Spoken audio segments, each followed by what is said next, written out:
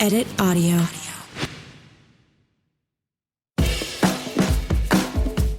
Hello, everyone. I'm Robin Hopkins, and this is Well Adjusting, where I talk to people about life stuff, but not in an NPR way. It's more like we're at the bar, having cocktails, getting into your business sort of way. It's giving drunk NPR. Oh, and producer Steph is here too. Hello.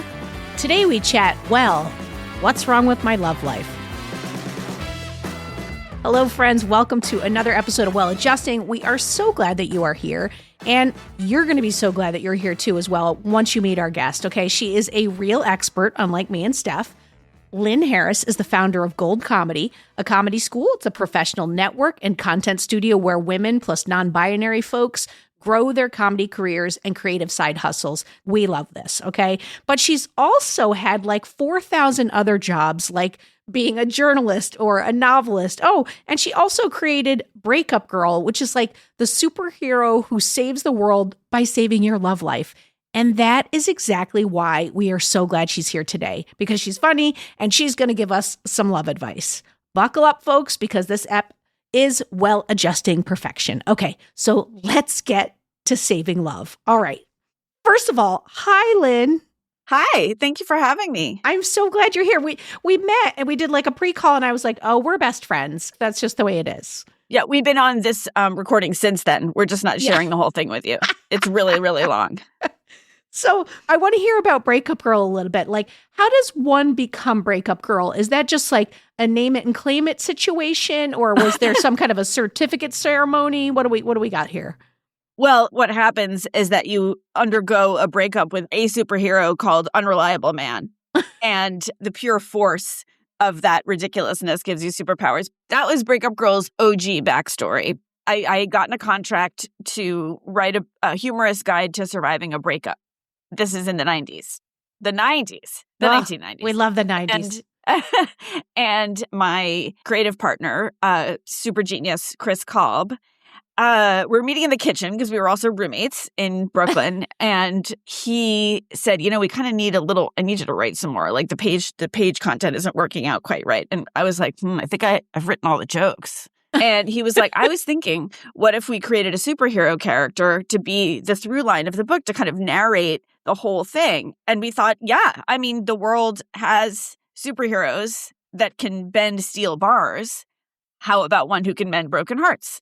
Aww. And together we invented this character, and she started in the book, and then we launched a website thinking that we'll just like see what happened. And it was almost literally an overnight success. I started an advice column, and between the two of us, we had the advice column. We had ongoing comic adventures. We created a whole world of other superheroes for her, and the advice column went bananas. I am not smarter or wiser necessarily than the folks asking questions, but I somehow wound up getting a lot of practice being an advice person. There was Breakup Girl. I was a journalist for many years, and that kind of merged with the advice stuff. I wrote the advice column for Glamour. I wrote an advice column for New York Magazine. I wrote an advice column for Cosmo Girl, for MSNBC when they had an advice column.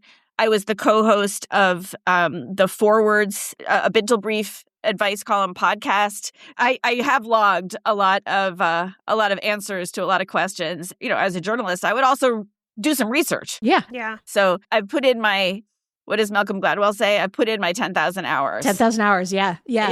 I didn't sort of swan into a room and be like, I know what's what.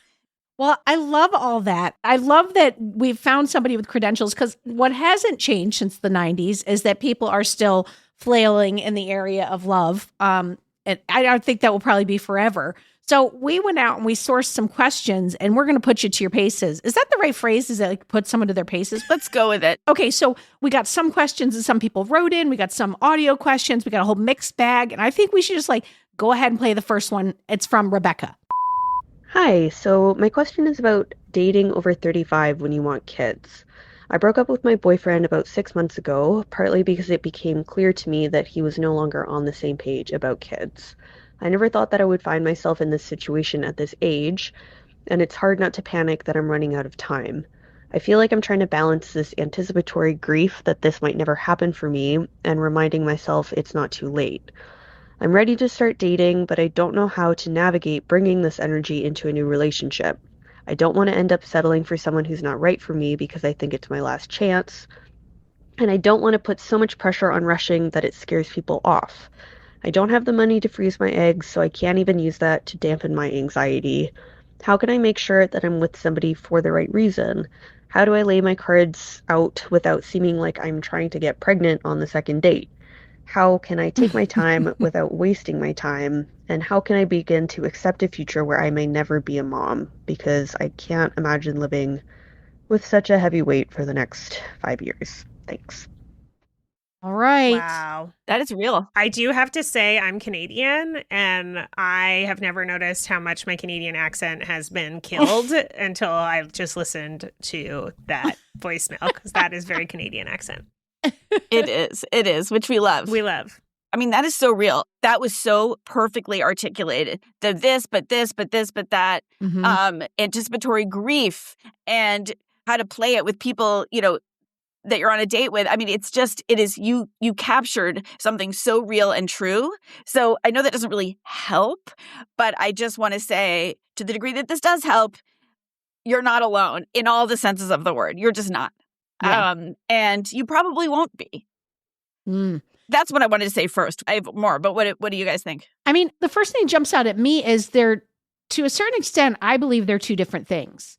Like you can focus on dating, and I know that Rebecca says she doesn't have the money to freeze her eggs, but I do think like there could be some workarounds. First of all, like that's not the only way to have kids. Like, there's adoption, and I know that for some people they really want to, continue their own genetics. But I do think that like I would spend some time asking the question of yourself, do you want to be a parent of your own genetic children, or do you want to be a mom? You want to be a parent? Because that's one of the solves. There's lots of ways to have kids that don't involve your own eggs. And I would say, I would also say, like, don't just like end on the egg freezing thing. Like, I think you can sometimes be creative around the finances of it. There could be jobs that have that kind of insurance. I don't know, start a GoFundMe, like have a party with your friends and like an egg donation party. That'd be really fun. An egg donation party. I'm coming. Not that I was invited, but well, we're hosting the party. So I mean, like that's what first jumps out at me is those two things, is like the finances and like, can you talk a little bit about them being two different things? I mean, I think the worst thing you could do is run into a relationship and be like, and I want kids. Depends on the person, though. I'm not so sure. It really depends on the person. Yeah. Right. I mean, I was just talking to someone else whose husband on their first date showed up with a plan for the restaurant that they wanted to go to. And in his pocket, he had a list of 6 or 7 alternatives if that one didn't work out. Right. And that seems like it's like aggro if you don't like the guy. It's fantastic if you do. For my friend, it was fantastic. Like it was adorable. So you don't know, you could be across the adorable cafe table from a person who's like, finally, I've been waiting for someone who will just finally frickin' say what they want. Yeah. I think the other two things that I would separate are, it's similar to what you're saying, Robin, but life partner and child. In other words, they may not come from the same place. Yeah. First of all, anecdotally, I do know many women specifically in their 30s, 40s and up who actually have, like, it took a while. They were annoyed. They didn't want it to take a while, but they did find that package with the same people, and it was not quote unquote too late. They just did. It was annoying and frustrating in the process, but they just did. Like, it is not out of the question. But I think if they are both things that you want, number one, a life partner or a serious partner, and number two, a child, you can pursue them in 3 ways at once. One is, what if I find someone who gives me both? What if I just find a life partner who's awesome? And the third is, what are ways that I could be a mom? Yeah. Those are like projects that you can juggle all at the same time. Yeah. But also, like, to your point earlier, like, I wouldn't be afraid of talking about it, because if you do want to have a kid, I mean, whoever you're with, like, you kind of can't, you're either a parent or you're not. There's no compromise there. And if they don't want kids and it's a life thing for you, you're wasting your time. Yeah. So, like, why not throw it out there? Just like, I don't like people who are jerks. It's like, okay, if you're a jerk, I don't want to date you. So, all right. Yeah. Yeah. I do think, like, if someone had it in, like, a dating profile that was like, and eventually I want to have kids, I don't think that would be a red flag to me, even though I'm not like someone who really is prioritizing having kids. But I also am like so queer in the way I approach that, where I'm like, well, they could have a kid and I could still be like with them forever, you know? So I don't know if that's the answer, but I don't think it would be a red flag if you were like, I want to have kids tomorrow with you. But Yeah. I also think there's a vibe here of like women just cannot get a break. Yeah. If we, I mean, Seriously. I'm sorry, but the weight of the double standards on women, like if we say we enjoy being single, then we're like chilly. If we say we'd like to meet someone, then we're whores or desperate. And likewise with children, if we say we're like, I'm not really interested in having kids, well, that's weird.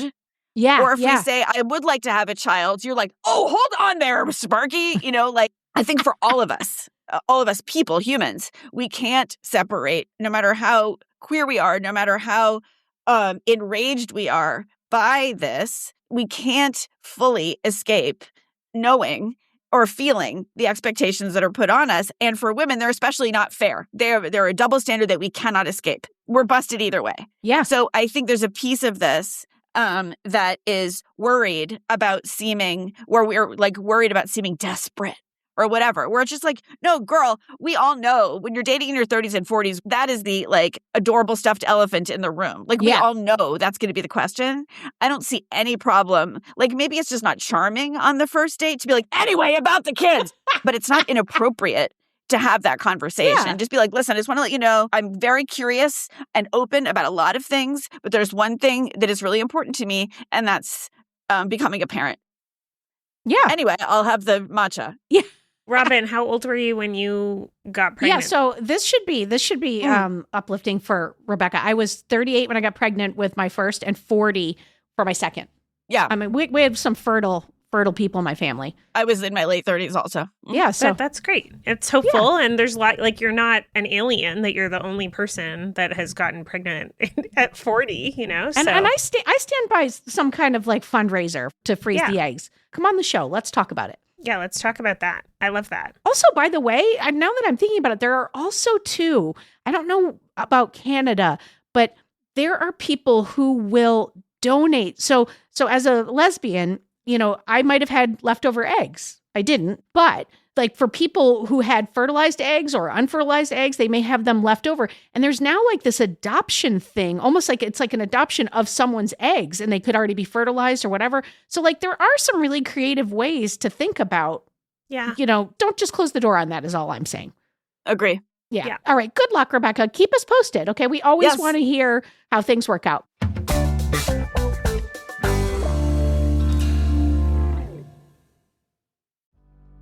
On Well Adjusting, there's always talk about how life can get overwhelming, whether it's finding a new apartment or just setting boundaries. That feeling is real when you're caring for an aging parent, too. Care.com knows it's a big shift when the person who raised you now needs your help. But you don't have to do it alone. With Care.com, you can find background-checked caregivers for anything from companionship to dementia care. You can even read reviews from other families and schedule tours of senior living communities. If you're not sure what's best, Senior Care Advisors can help you make a plan.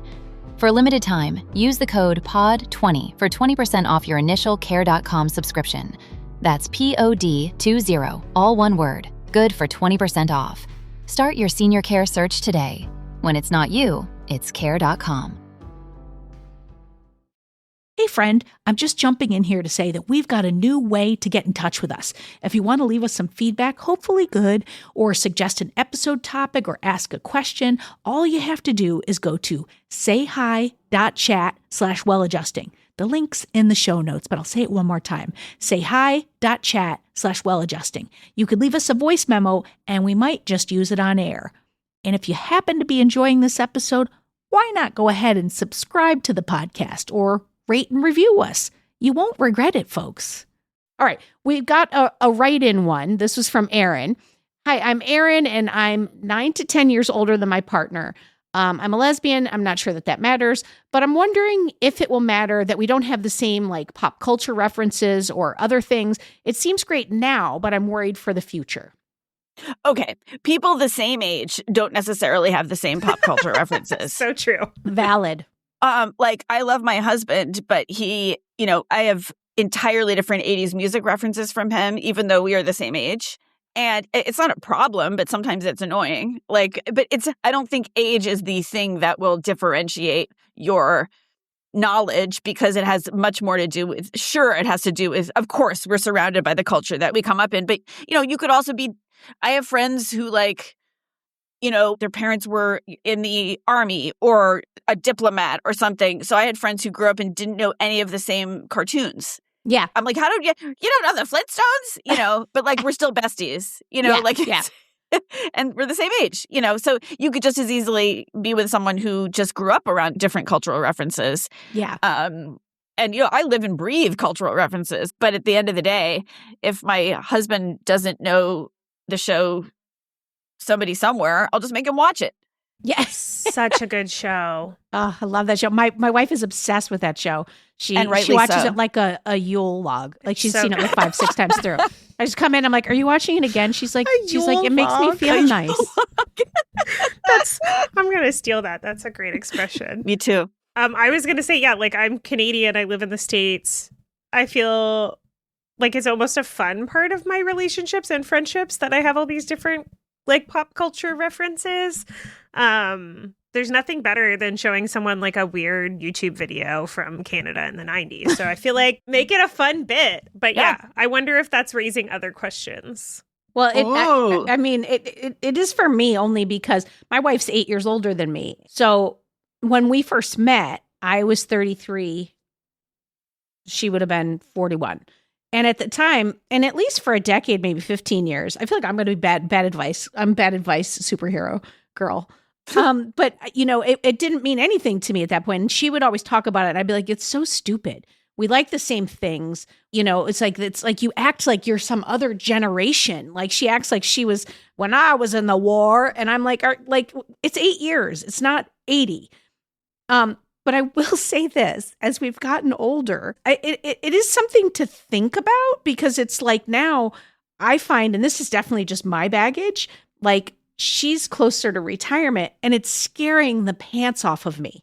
Literally, like I feel like I'm being aged up. Yeah. I'm panicking for where she is. Mm-hmm. And, she's the one with the health insurance. And I'm like, oh shit. I'm like, when she goes on, whatever that Medicare, Medicaid, whichever one it is that they give to retirees, I'm like, what happens then? And what happens if she retires and I still got 10 years of working? And like, it's just like, there's all kinds of new questions that I hadn't thought about, because to me, the part about like cultural references is like, can you vacation well with your person? Mm-hmm. If you can, I feel like you can get through anything, because every bad thing that's going to happen and every good thing that's going to happen happens on vacation. Yeah. So if you can do that, can you even share a house with them, even right here in Brooklyn? Exactly. Start with that. But exactly. Yeah. So like, that's all like 9 or 10 years means nothing.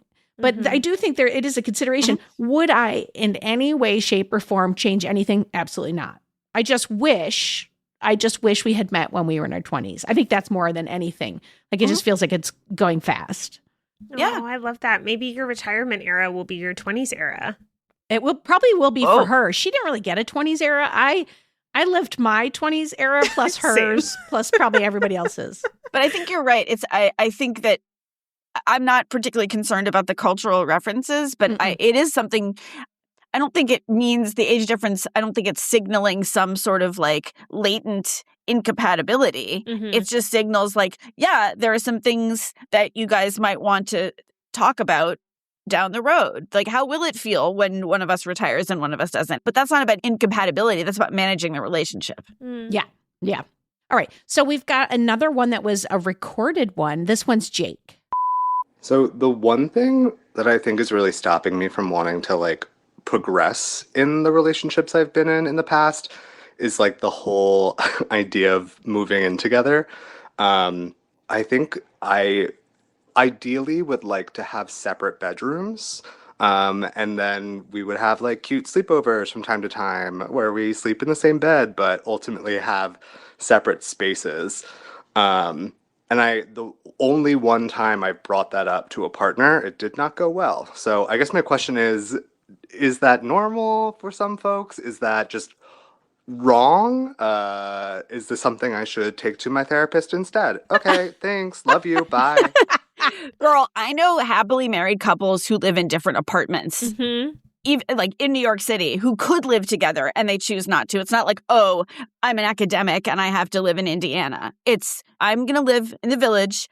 You're going to live in the Upper West Side, and we are going to have the best marriage. And they have. So, I like, love that's that. different apartments. So I don't think that's weird at all. Listen, off the record, my husband was just away for a few days, and I was like, oh, I love having my own room, Oh my you know, God, and I not a hotel know. room. That's different. That's a different kind of fun being alone. It's having your own space. I Yeah. totally get it. Jake, I totally get it. It doesn't seem weird to me at all, honestly. I wish that society didn't make it be such a weird thing. Yeah. Like they make it be, there's something wrong with your marriage or there's something wrong. It's like I think when you've been together with someone for a long time, like sometimes you're just like, you know, you just want to be like alone. Marriage is wonderful, but you're together forever. And like, especially if you add kids into the mix, like I feel like I haven't been alone since the early 70s. Although that's not true. They all went away last February.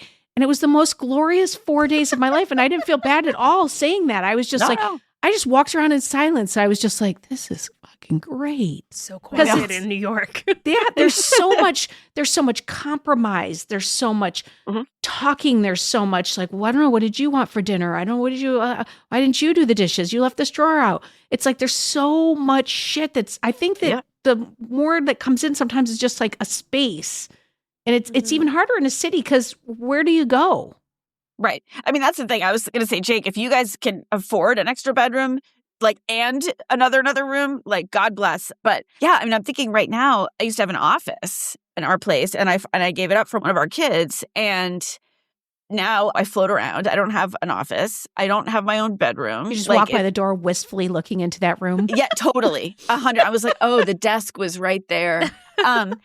And then our bedroom is like, my husband has good taste, but our bedroom is absolutely not how I would decorate it if it was my space. And my friend, actually the same one who grew up without the Flintstones, when one of her kids left for college, she took over his room. She's an artist and she does interior design and installation. And I think she calls it, like, jokingly but seriously, the hydrangea room.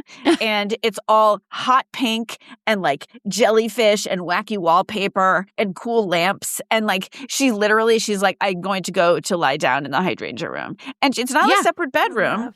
But it's her space, and her husband doesn't care. Like, he's like, I don't need a hydrangea room. I'm over here. It's fine. And they have a great marriage. So, like, Jake, I'm telling you, relatable. You're going to do really well with people who have already been married. Oh, that's interesting. So I'm not saying date only divorced people. I'm just saying that I think it will make more sense to them intuitively and won't freak them out. So if you happen to be on a date with someone who's newly single for the second time, you don't have to wait as long to float it. But I do see why someone else might be like, all they dream of, is like, because it's like the shared bedroom, like, is this thing. I mean, it's like this, speaking of cultural references, think about like Mike and Carol Brady in their bed with their magazines. And like, it's just like that thing is such a symbol of like this homestead, right? Yeah. So I totally get it, why you would think it was weird. I interviewed this woman on my old podcast she was with another woman, and they called each other partners. They each had their own kids. Oh my God, I remember this. Remember this this is episode? like one of the ones that is burned into my brain as you can she be was like, more cool. Like, step into what you want. She wrote a whole book about it and still could not explain her setup. Did not have like a log line for their setup. But they each had their own kids. She said that the kids kind of looked at each other like they were cousins. They had apartments in the same building, and the kids would just like run back and forth, and sometimes they would do full sleepover. And I was just like fascinated. Her book was really good too. Yeah, we should get that book for Jake. Jake, send us your mailing address. We'll send you that book. And we'll put it in the show notes. But yes, I also do think there's like a point two of this that's like, it's still important to test your compatibility of doing the things that you want together. It's just maybe having the same bedroom isn't a thing that you want. If you want vacationing together, then that's important to you. If you want co-working together, that's like whatever you want for your partner. I feel like you do need to test the compatibility, but making it the bedroom, I feel like, is limiting you. Yeah, and I also don't feel like you have to, unlike with having children, I don't think you have to bring it up I don't think it really matters at all to bring it up that soon because everyone's going to have a thing. Yeah. Everyone, as I like to say, everyone has things about stuff. Yeah. So this other person's going to be like, you will have a thing about some other way that they want things to be. Yeah. And you'll be like, that's weird, but okay. And you might meet someone who, if you finally say like, listen, I'd love to move in together, but there's just one thing I want to say to you. And I hope you don't take it the wrong way. I kind of like to have separate bedrooms. And what if that person is like, oh, thank God. Yeah, that would be ideal. Yeah, It could people happen. always do have weird things about stuff. That's They so do. true. It's also probably going to show up before you have to say that. Like, Jake's probably not the type of person who's going to be like, I'm at your house every single night. He's not a lesbian with a U-Haul. So it's like, it's already going to show up that he's a person who wants space and stuff. So maybe it won't even come out of the blue. Yeah. All right. Well, I love good that. luck, Jake. We're going to send you the book. All right. We've got a question from Michelle. Am I being overly judgmental, or should I talk to some of my friends who are all almost 40 and I'm seeing some of them really settled into a cozy, I guess not as adventure lifestyle? I get that we're not in our 20s, but that doesn't mean we can't go out to dinners and concerts and do some randomly spontaneous stuff, but maybe I'm just needing to grow up. Oh, Michelle. That doesn't sound adventurous. That just sounds like life. Like, Yeah. I thought she was going to say, like, I still want to do, like, free solo climbs of skyscrapers with no ropes. Please don't do that. That gives me agita. No thanks. But, I wish I knew more information about the friends. Like, do they have young kids? Because I was less than fun when I had young kids. Like, I was just so tired and I wasn't going anywhere. Or is it just that they're just homebodies now? They're doing Taco Tuesday. it's true that it is so easy to start being boring when you get married because you're like, well, tired from work, wine, Netflix, chill is the cliche. But like, I get it. But like, I do think to be a good friend, you have to put in time to see your friends. It doesn't necessarily have to be, I don't know. I feel like that could be a conversation. Like, hey, I really need to like, like I'm feeling like I need to get, especially in the winter, I need to get out of the house. Like, do you want to, you know, like I'll force my friends to go on walks with me in the middle of the winter and they'll do it. Or being more direct though, Steph. For our friendship, we don't see each other anymore. Especially if it's a very good friend. And like, I feel like... Oh, I thought you meant our friendship. I was like, I'm literally seeing Steph. you later I today. never see you anymore, Steph. are you guys okay? I was like, oh my God, are we having a breakup? Yes, I'm the one who's always like, oh no, I already took my bra off. Like literally. And it'll be 5. It'll be 5 when she emails. No, okay, but I feel nothing about that because you do make an effort. And I think that's the thing. I do. No, but I'm meaning for Michelle to say to her friend, depending on the closeness of the relationship, like, hey, we don't see each other anymore. And if we don't, then how are we going to maintain our friendship? We need to, to see each other. And depending on how they answer it, I do think there's like, stages and phases. Like some friendships aren't with you forever, which is heartbreaking. But, like sometimes people go off into married land or parenting land and then they don't come back. Yeah. Yeah. I do think also I'm unsure, again, this is like kind of a vague question. So I'm unsure if Michelle's saying that like they don't hang out or if they do hang out, but it's always like the same thing over and over again. Yeah. So if it's like the same thing over and over again, I mean, I am so annoying. I think I'm like a very annoying friend, but I also think all of my friends are more introverted than me or more homebody people than I am. And I'm so busy. I will buy tickets for something like 6 months in advance and be like, hey, just bought us tickets for this and put it on their calendar. Oh, I love that. Yeah. I think the answer here is that Michelle needs to become Steph's friend. I would love that. I love a new friend. Even sometimes like cozy nights in, like I do fun, weird things. Like we'll have like a board game night and like bring a random couple or like a random plus friend that I don't know. Or like, I don't know, like a co-working day or something. Like it doesn't always have to be party fun. It can be like just trying a new thing with the same people fun. Or an old thing with the same people, honestly. Robin started to say this. I think it's about how you communicate with them. Like it's not about what they're doing or not doing. It's about how you're feeling. Yeah. Mm-hmm. Wow. That's why you're the expert. Yeah. That's why you're a superhero. Oh, well. But like, yeah, it's about, hey, I realize we have different, life vibes now, but I really would just love to see you more often. What fits into your world? Like, can we do a standing phone call? Can we do a standing drink? Can we do standing things often work really well because you have it. You're not like, but the bra, it's coming. Keep the bra on. It sounds like, we shouldn't have to make a standing date or we shouldn't have, but you know what? People do in marriages, like friendships take work too. Yep. Like if it works, it works. I will just say that I'm going to drop this in the show notes so we don't have to talk about it too much, but there was this really good article that someone wrote in the New York Times a while ago about these two dudes that they had kids and then they sort of grew apart, but they lived in the same city and they never saw each other. And he was like, why? That's so dumb. And they made a standing hang on Saturdays, but they just have a coffee and a meal together every Saturday. And he was like, it was life-changing because we just had this standing commitment to the friendship. And they didn't do it all the time. Sometimes they were traveling or whatever, but it was just a reminder to prioritize that. And that inspired me and one of my friends, James, to do the same thing. So we have a Saturday standing hang. And even if we cancel, it's we check in hey, what's your Saturday like, blah, blah, blah. And that does feel closer. So I don't know if that's helpful. Standing hang. Spontaneity's tough. Mm-hmm. Okay, we've got an audio one from Steph here. It's a different Steph, unless Steph is. It's not me. This can't. I'm reading the question. This can't be you. Essentially, I would like to know, as a 32-year-old who's always kind of thought maybe I am queer, I'm not really sure because how do you really know unless you do it? I guess the answer would just be you should go to a gay bar. But that also kind of feels daunting because it's kind of scary going in and kind of being this person that's never done that because A, it's intimidating, and B, I don't want to be this obviously straight presenting person in a space that isn't necessarily meant for me. Oh, every space is meant for you. That's I don't know. I can't think of a more welcoming place than a gay bar. Yeah, and delete the straight presenting. You can't tell if someone's gay by looking at them. We have to undo that stereotype. What do you think, Lynn? Yeah, I mean, this must be such a common story, just because not everyone knows everything about themselves when they're young, and I do understand the hesitation. There's stories of people who know they're gay being she was unsure. She would, she's an amateur, eye roll. So I can understand that hesitation. Yeah.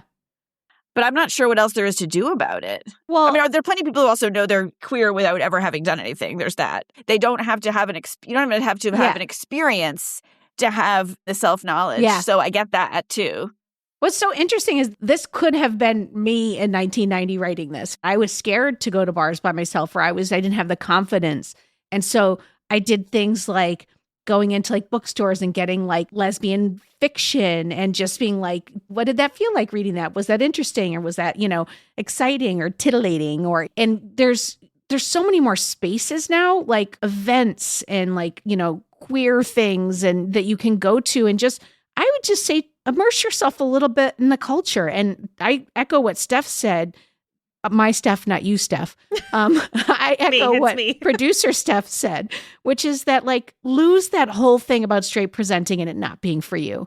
That is the whole point about queer spaces, is that they are welcoming and for everyone, unless you're, a homophobic turd who's going to come in and try to hurt us. Anyone else is welcome. And it's that judgment piece of you can never be gay enough. You can never be straight enough. You can never be whatever enough. That's so put on us as a society, but it's not real.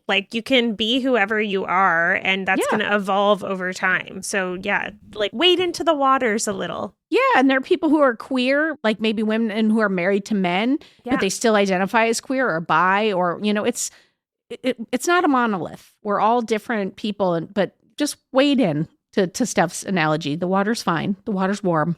Good luck, Steph. This is a keep us posted for sure. I mean, they're all keep us posted. Come on for a full episode, because I want to know where you live so I can like send you events. Oh my God, Steph would be Googling. You should be Googling like events in Steph's area. We didn't ask in 5 people seconds. for like cities or anything. So I'm like, oh, where's this person from? But yeah. All right, let's move this train along. Here is our next question. Hi, this is Sasha, and I don't know if it's too basic of a question, but why is marriage so much work? I don't know if it's just me, but I feel like it was sold like a completely different thing. And now that I'm in it, it's a very different experience. Thank you. Well, because it's made up. It's a made-up patriarchal institution to enable a transfer of property. It was never about two people living together in harmony, ever. We made it that way. Go Yeah. Lynn. Which is not I mean, it's better than the other way. But it doesn't mean it's easy. It's not natural. It didn't emerge naturally, like the way that people learn to speak just by being around other people speaking. That is a natural process that the brain does. Marriage is not. So I'm not saying it can't be good or it can't be easy, but there's no reason that it should be easy. There's nothing built in about it that should be easy. In fact, it should be very hard, especially for the woman, because it was made up to transfer her as property. It was not made up to support her or her needs or her soul. Mm-hmm. So yeah, of course it's hard. Wow. Burn it down. And it's also just like long time with people is hard. People change, they go through different phases, and like you keep butting up against the same things. Because you are who you are. I mean, it's like, I think I can change and grow, but at my core, I'm essentially this person, as is Mary. And we're just going to keep, whatever those things are, you're going to keep butting up against them. That does not shift. We're 20 some odd years in, and we're still having probably the same arguments. Yeah. But the same laughs, So there you go. Yeah. So. Oof. So let's rebrand it to that. Yeah. Don't worry, Sasha. If it's hard for you, it doesn't mean you're doing it wrong. Yeah. It wasn't made to be easy. It can also be wonderful, but it wasn't built to be easy. So you're not messing up. Do you think because of that, Lynn, that like, do you have a feeling like as a parent or for yourself, like, I don't need to be married? Does that like understanding that, does that like take weight off for you? Or does it change how you approach it? I always wanted to get married. But it's hard for me to separate whether like, okay, is that really what I want in my soul? Or is that what TV told me, and all the books and all the everything. My parents had a good relationship. So it wasn't a challenge for me to want to get married, even if I was like super influenced by the marriage industrial complex. But in reality, I'm happy and I'm very lucky that I found a great person and we have a really good marriage. Like we have a bunch of friends who are like permanent life partners who just aren't married. And I kind of forget. Yeah. Interesting. Well, little secret, Robin's not legally married. I am not. We're domestic partners. You heard it here. You heard it here first. For the tax break. Yeah. Well, this has absolutely been a wonderful chat. And I really wish that I had had your advice, Lynn, when I was in my 20s, because those were some dark days and I was alone, and I know that you would have helped me. But I did find Mary, so everything's okay. We're good. You've done very well. I did all right. Well, can you tell everybody where they can find you and all the stuff, especially anybody who's interested in comedy with your institute? Can I call it an institute? It's an institute. You could. It would be inaccurate, but okay. But I call it a university. But knock yourself out, right? Yes. Okay. Thank you for asking. Here is where folks can find me and the stuff that we talked about. So there's Gold Comedy, which is almost all online, comedy school and professional network and content studio. And people can find us at goldcomedy.com, on Instagram at Gold Comedy. And we're really pretty hard not to find at this point. And you can still go to breakupgirl.net. We have all of our archives up there, the advice column, the comic adventures, and Chris and I are always up to figuring out what's next with Breakup Girl. So we're cooking something up. But for now, you can enjoy the archives. Wow. Well, thank you so much for coming on today. This was amazing. This was a lot of fun. Thank you.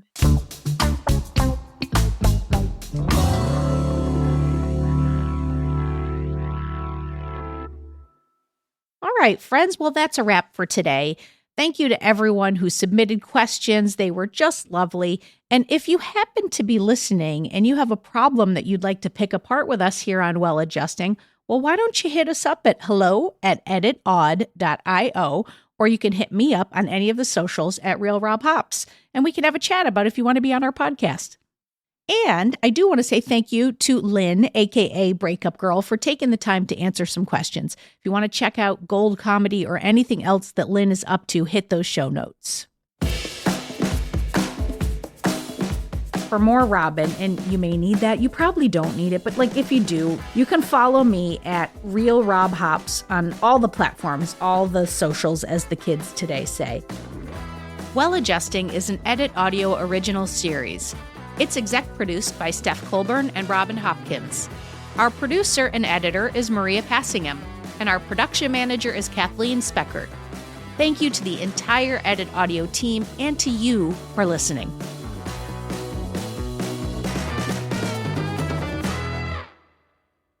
Oh, hey, before you take out those AirPods, this show is just for entertainment. If you are in need of help, please, please, please reach out to a professional. Go ahead and get that help. You deserve it.